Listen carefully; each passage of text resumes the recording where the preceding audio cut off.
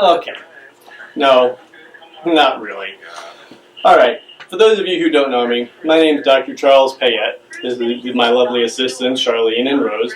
And today we're going to do a little debunking of one of the most common dental urban myths.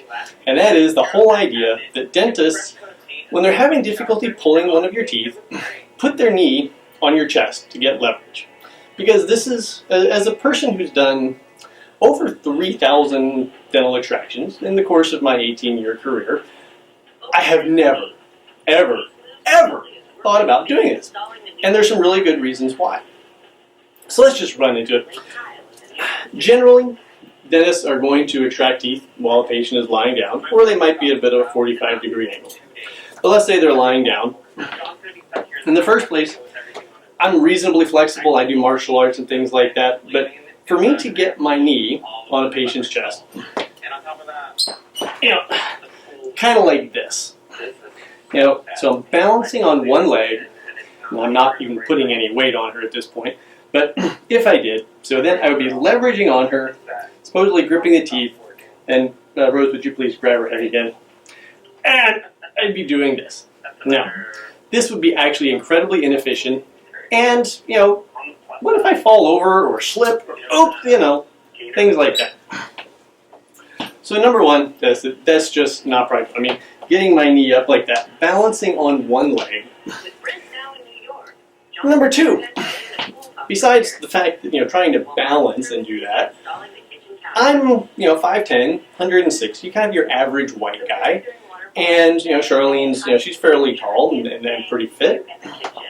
But if I were to actually leverage my knee into her chest, there'd be a few problems here.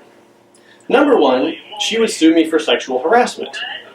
Number two, well, she would actually only sue me for sexual harassment if she survived me putting my knee on her chest, leveraging into it, crushing her ribs, her internal organs. I mean, she wouldn't have to worry about the teeth anymore at that point. That wouldn't be, I could do whatever I wanted to the tooth, but she'd be dead.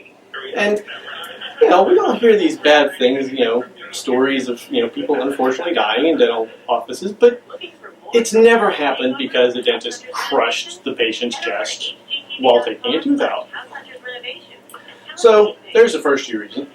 The other thing is, as a friend of mine and colleague, Dr. Mike Barr down in Florida said, generally when we're taking out teeth, we're actually just trying to wiggle them, leverage them, almost push them out. I mean, we don't normally just like grab it and yank.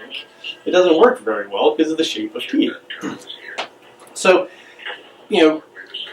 I'm at this long angle here.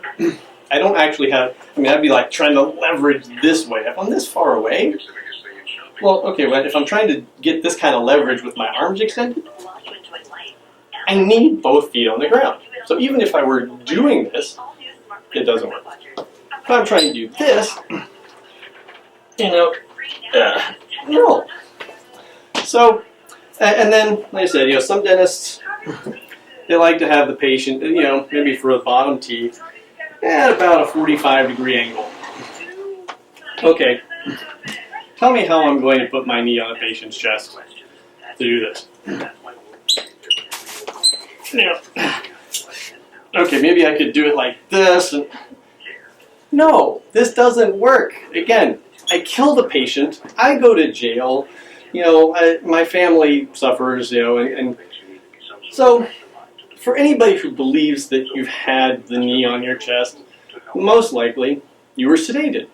You're on laughing gas, or you maybe like full sedation. Your brain does some kind of funny things. The other thing is, some dentists will often place instruments, about here on be like a bib or a towel, something like that. And the weight of these instruments can feel like there's something moderately heavy. But let me just say it for once and for all. If a dentist ever actually, put their knee up, tried to balance on one leg, leveraging, this,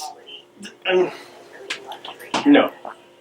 It didn't happen. It doesn't happen. Please stop telling people that it happened. Thank you very much. Thank you, Charlene and Rose. This has been your dental urban myth busting by Dr. Charles Payette. Take care.